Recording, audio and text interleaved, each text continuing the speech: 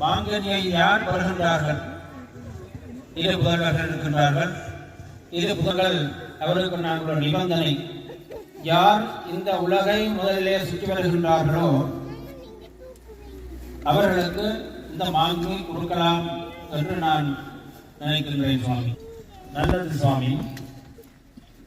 இங்கு தங்களுடைய சித்தம் என்னுடைய சித்தமும் இதில் மாற்று கருத்துக்கு இடமில்லை.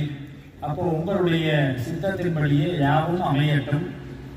ஏதோ பிரபஞ்சத்திலே நன்மை நிகழ்ந்தால் எமக்கு மகிழ்ச்சி.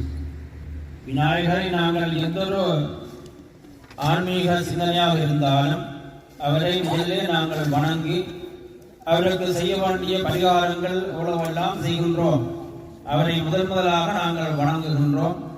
அதே போல முருகக்கடவுள் இளையவனாக இருந்தாலும் அவரை நாங்கள் மேன்மையான